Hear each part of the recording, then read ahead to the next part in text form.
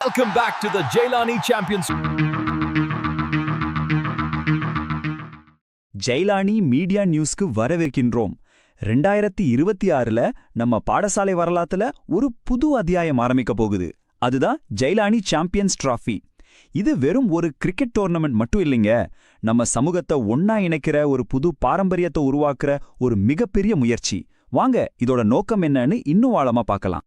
பாத்தீங்களா, இந்த போட்டியோட அடிநாதமே இந்த ஒரு வரிதான்.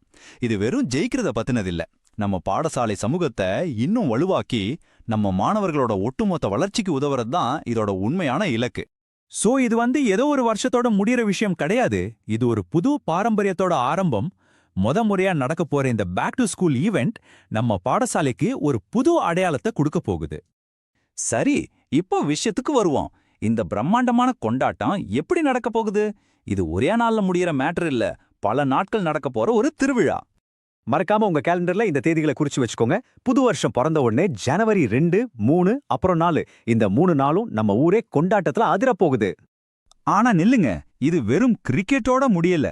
ஒரு பிரம்மாண்டமான ரோட் ஷோ, அதாவது வீதி உலா, குடும்பத்தோட சேர்ந்து விளையாட ஃபன்னியான கேம்ஸ்னு இது ஒரு முழுமையான சமூக திருவிழாவா இருக்க போகுது. இப்ப வாங்க இந்த டோர்னமெண்டோட ஹார்ட்டுக்கு போலாம். அதுதான் தலைமுறைகளின் மோதல். ஆமாங்க, நம்ம பாடசாலையோட வெவ்வேறு காலகட்டத்துல படிச்ச பழைய மாணவர்கள் களத்துல நேருக்கு நேர் சந்திக்க போறாங்க. பாருங்க, இந்த போட்டி 2 முக்கிய பிரிவுகளா நடக்குது. ஒரு பக்கம் 1980ல இருந்து 1995 வரைக்கும் படிச்ச சீனியர்ஸ், அதாவது அனுபவசாலிகள் கோல்டன் டிராஃபிக்காக மோதுறாங்க. இன்னொரு பக்கம் 1996ல இருந்து இன்னைக்கு வரைக்கும் படிச்ச யங்ஸ்டர்ஸ் மாடர்ன் டிராஃபிக்காக போட்டியிடுறாங்க. இப்போ சொல்லுங்க, அனுபவம் ஜெயிக்குமா இல்ல வேகம் ஜெயிக்குமா? யோசிச்சு பாருங்க, 1 இல்ல 2 இல்ல, மொத்தம் 47 பழைய மாணவர் அணிகள். இத்தனை பேர் தங்களோட பாடசாலைக்காக மறுபடியும் களம் இறங்குறதே அவங்களுக்கு நம்ம பாடசாலை மேல இருக்கிற பாசத்துக்கு ஒரு பெரிய சாட்சி. ஆனா இந்த 47 டீம்ல 2 டீம் தான் சாம்பியன் பட்டத்தை தட்டி தூக்க போகுது. கோல்டன் தலைமுறையில ஒரு சாம்பியன், மாடர்ன் தலைமுறையில ஒரு சாம்பியன். யார் அந்த 2 பேர்?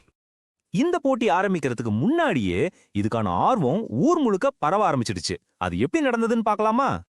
முதல்ல அணிகளுக்கான குழுக்கள் விழா ரொம்பவே கோலாகலமா நடந்துச்சு. இதுல ஸ்பெஷல் என்னன்னா, நம்ம பாடசாலை அதிபரே நேரடியா கலந்துகிட்டது தான். இதுவே இந்த நிகழ்ச்சிக்கு நிர்வாகத்தோட முழு சப்போர்ட் இருக்குன்னு காட்டுது. அடுத்து ஜெர்சி வெளியீட்டு விழா. இதுவும் ஒரு முக்கியமான மைல்கல். அதிபர் திருமதி ஆர் சுகந்தி தலைமையில நடந்த இந்த விழாவுல நம்ம பாடசாலையோட ஒரு புகழ்பெற்ற பழைய மாணவரான திரு MJM சனீர் தான் ஜெர்சியை அறிமுகப்படுத்தினார். இது இந்த நிகழ்வோட மதிப்பை இன்னும் அதிகமாக்குச்சு. ஆனா பாருங்க, எந்த ஒரு பெரிய விஷயமும் தனியாளா செஞ்சு முடிக்க முடியாது. இந்த மாபெரும் வெற்றிக்கு பின்னாடி ஒரு முழு சமுதாயத்தோட உழைப்பும் ஆதரவும் இருக்கு. சொல்லப்போனா இந்த முயற்சிக்கு முதுகெலும்பே நம்ம பழைய மாணவர்கள், பாடசாலை அபிவிருத்தி குழு, அப்புறம் எண்ணற்ற நலன் விரும்பிகள் தான். நம்ம சமூக ஒற்றுமைக்கு இதை விட ஒரு சிறந்த உதாரணம் இருக்க முடியுமா? இந்த வரலாற்று சிறப்பு மிக்க நிகழ்வுக்கான ஆதரவு சோஷியல் மீடியாவிலையும் சரி, நேரிலையும் சரி, நாளுக்கு நாள் பெருகிட்டே வருது. உலகத்துல எங்க இருந்தாலும் நம்ம பழைய மாணவர்கள் அவங்களோட வாழ்த்துக்களை அனுப்பி இந்த முயற்சிக்கு பலம் சேர்த்துட்டு இருக்காங்க. அப்போ கடைசி கேள்வி இதுதான். அனுபவம் நிறைஞ்ச கோல்டன் தலைமுறையா இல்ல வேகம் நிறைஞ்ச மாடர்ன் தலைமுறையா? யார் இந்த முதல் கோப்பையை ஜெயிச்சு நம்ம பாடசாலை வரலாத்துல தங்களோட பேரை நிரந்தரமா பதிக்க போறாங்க? பொறுத்திருந்து பாப்போம். ஜனவரியில விடை தெரியும்.